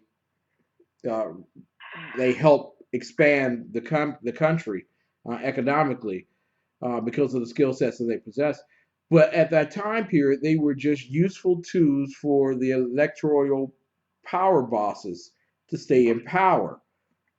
Now, if we rev up, uh, every time you see that there's a conversation about immigration, there's the conversation that it's broken, and only if you vote for me can we fix it. And on top of that, what we will do is we will give you more money. One of the proposals by Marco Rubio, who is running for the presidency of the United States, and Jeff Flake, and John McCain, and Lindsey Graham, 3 out of the 4 of that group ran for president or are running for president, made this almost confounding statement. I will go with confounding. I'll go with that one. That if we would allow illegal aliens into our country undocumented and allowed them to work, they would actually bring in $278 billion to the Social Security rolls, and they would only cost the country $33 billion. That's just ignorant.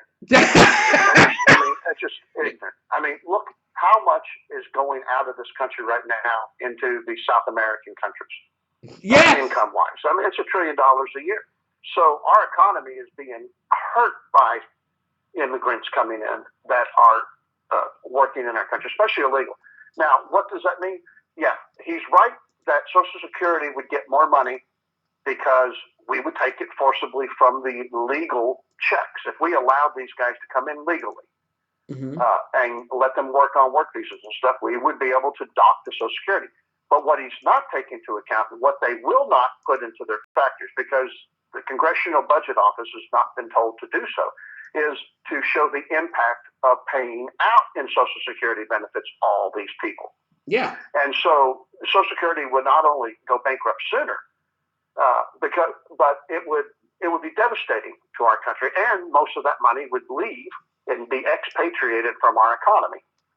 So, and plus there would be a strain on medical resources, a strain on education resources. All of these communities would have to build schools, we'd have to build more roads, we'd have to fix roads more often, we'd have more congestion. It's just, there is no good side to this, period. Well, this is what they... Which is why I say we need a 1-year moratorium on any immigration. That we don't need people in this country. Yeah. Let's face it, this country doesn't need anybody from anywhere else. What we need is, what we are, is a hope, spring eternal for the world. And so people want to come here. They need us more than we need them. And all we need to do is set up an immigration policy that says, if you've got a college degree, you can come in. Otherwise, see ya. We got enough maids and janitors and gardeners and $15 an hour fast food workers. So what we need are some people with an education that can actually earn enough money to pay taxes. Well, most of those people that are doing that stuff right there, the fast food and everything else, are college workers, because the economy isn't so great. But that brings to mind this particular point about immigration. It impacts people here dramatically, and it's impacting those same people that tell you that you should vote for someone who believes in amnesty. That if you would just give illegal, undocumented workers, or laborers, or aliens, or people who are not supposed to be in this country according to the current law, if you would just give them a break, then all of our economy would be better. And the bottom line is that mathematically, that's not being proven on any given day in Washington, D.C., which puts the emphasis on states like Texas to cover those schools and everything else. How's that working out for you in Texas? You're right. It's breaking us. So and this is the simple fact is that progressivism has never worked anywhere it's ever been tried. Mm-hmm. It's a Ponzi scheme, and because of that, it's going to fail. Exactly. You can show positives, Ken, if you look at it myopically. If you look at one little set of data and you do not consider other extraneous events, then you can look at it in a vacuum and say, okay, like for instance, to claim that Social Security will get more money. Well, of course, because they'll pull Social Security money out of people's checks that they know exist. And their claim is that if we have them here legally, then they won't be getting money under the table paid in cash that we can't tax. But then again, it doesn't take any other consideration in, like the impact of services provided or infrastructure. Mm-hmm. And our country can't sustain that. Not when half of everybody in this country is getting money from the government. Yes. I think about that. Half of this country gets money from the government. Half of this country pays $0 in taxes, at least income taxes, and we can't sustain that. 49% of this country cannot pay for everybody else to exist and to live. It just is idiotic to think that. Now that's a statement of how great America is that we've been able to do that. But the only way we've actually been able to do that is that we've been able to borrow, trillions of dollars a year to do it. So we're not actually doing it because we can afford it. We're doing it because we can borrow the money and force future generations to pay for it. Now, a lot of people get offended with conservative. That's my fault. Yeah, I blame you, and then they blame me. But they get offended because we're not talking about opening the doors, the gate door to prosperity. We're not talking about give us your poor, your hungry, your burdened masses. We're not talking about that. We're talking about simple mathematics. That if you have more people on disability and unemployment or out of the workforce, then that means that you have a lot more people that you can actually use in an economy rather than bringing people in that will only diffuse the poverty that we have. Yeah, well, that doesn't work. Ken, I did one of my earliest shows. I did the first year, I think in the first few months, I did a show on that plaque on the Statue of Liberty that you just quoted. Yes. And my thought was this, is that most of us think we know what it says and what that poem means that little girl wrote. That, it was a contest and the little girl wrote it and then it became the plaque on the Statue of Liberty. It does not mean for the world to send us their crap people. Thank you. What it means is that the world did send us their crap people and they got over here and they became Americans. And when they became an American, then they have the opportunity to thrive, to live as free men, and to become bountiful in their lifestyles. That's what that means. Now, people don't come over here to become Americans anymore. They come over here and they try to force their lifestyle from where they fled onto us. And they don't become Americans. They don't live as free men, and they don't thrive. But I did a long show about what that all means and why it's wrong today. What we're trying to force down people's throats with this immigration policy. So and it's exactly that. We need to actually probably do a show on that one thing one day on that point. I think we should. I think we should indeed, because one of the things I've been talking about all week is that there is a pathway to citizenship in America. That pathway was set up by our founding fathers, built on education. And the education was that you were to assemble in English throughout the land.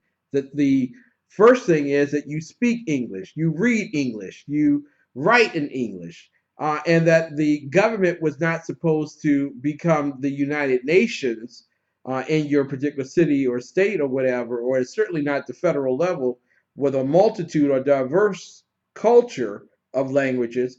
It was supposed to be e pluribus unum, English only. So English should be the official language of our country. Secondly, we were crafted by our founding fathers to make certain that you disavowed every allegiance to any other royalty, nobility, country, whatever. You were supposed to give it all up and swear your allegiance to the United States of America, lest you can leave. Then you had to also be of attachment to the U.S. Constitution, which means that you're probably going to be a Republican if you come through and study civics and history and understand the purposes of government and limited government exactly. And then lastly, good moral character. And part of the law regarding good moral character is that you're not supposed to even participate in public drunkenness. So you're supposed to be as godly a person as you possibly can be. And so what they want to do is take away all of that which the founding fathers wanted and then corrupt it by allowing any old person that they want to come in to change our system around to the way they want it. Right. Yeah, and I ask you, what moral character is somebody who will break into another country violating its immigration laws, steal people's identities so that you can work? That's not noble. I don't care if you're trying to feed a family. That's not noble.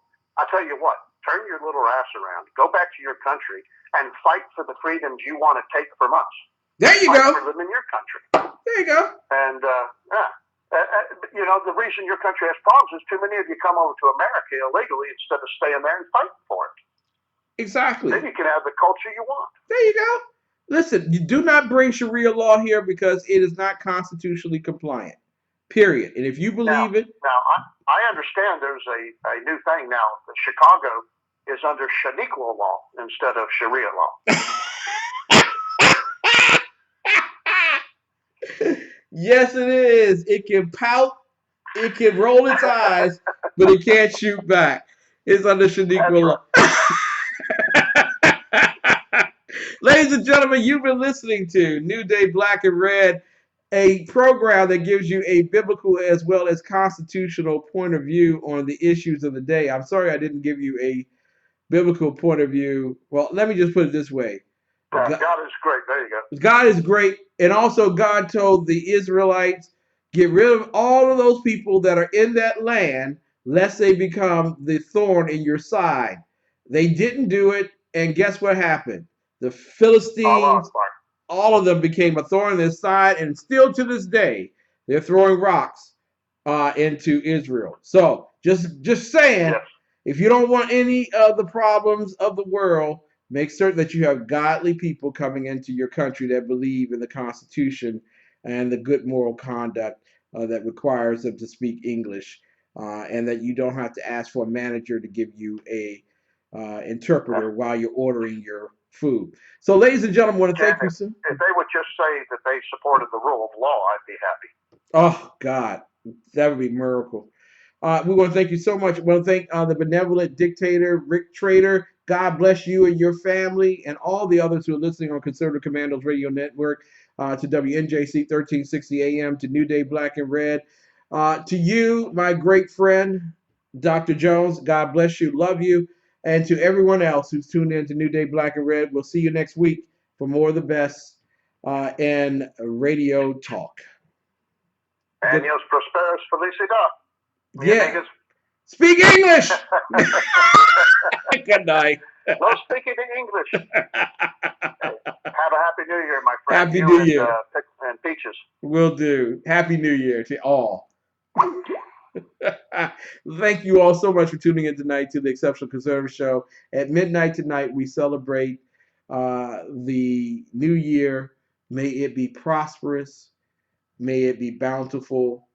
May it be holy and acceptable unto God and to you.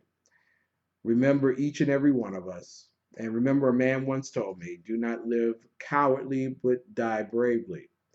I promise you I always will. Remember, going into this new year, God has blessed America.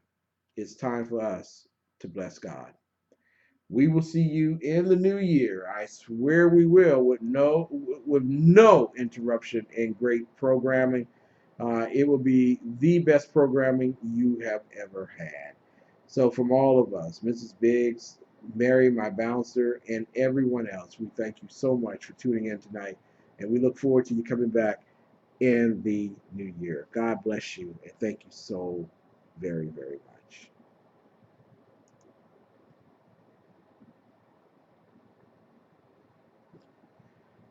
Take us away, Professor, or actually whoever will be pointing and playing this song.